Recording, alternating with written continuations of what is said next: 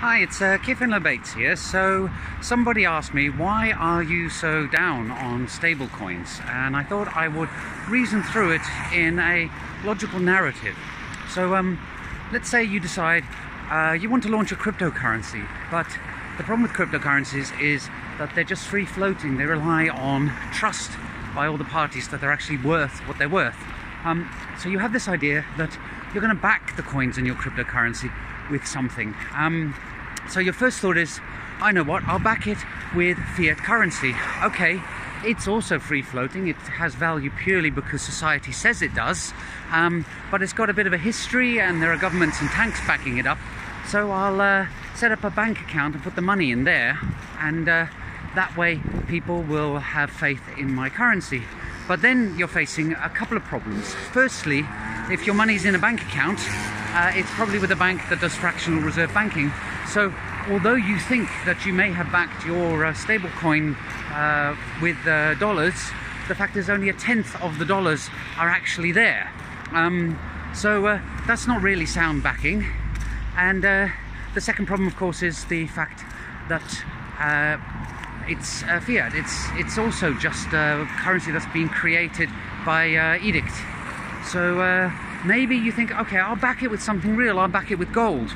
Right now you have a problem, which is that you have to store the gold somewhere, and in order to assure your coin owners that the coin is actually really backed, you need to conduct periodic audits on your gold reserves. And the world's gold banks are currently having a bit of a problem in that they can't account for all the gold that they have on paper in real gold bars. So gold isn't in that sense that much more trustworthy. What's more, now you have a cryptocurrency which is meant to be based on the idea that the code is there, all the transactions are visible, and therefore there's trust.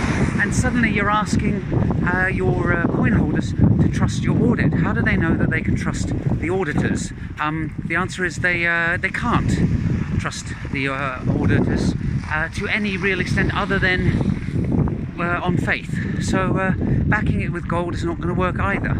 And then you think to yourself, if only there was something I could back my cryptocurrency with that is trust building, decentralized, doesn't rely on external audits or a trusted third party whom I have to pay in order to prove that I have the reserves I claim I do.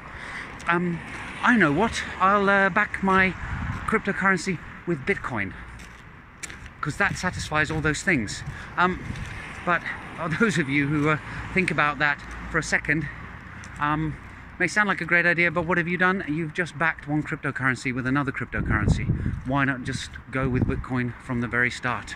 Anyway, so that's the reasoning that I follow when I end up concluding that really stable coins for truly decentralized, open cryptocurrency systems just aren't going to work.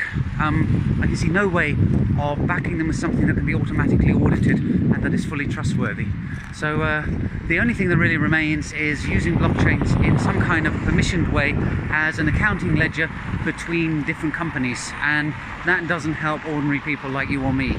Anyway, those are my thoughts on stablecoins and why I'm so negative about them. Feel free to leave a comment if you disagree, if you think that gold-backed coins are the best things in sliced bread, or if you think that fiat-backed coins make perfect sense. I'd be interested to hear your take on it. Bye for now.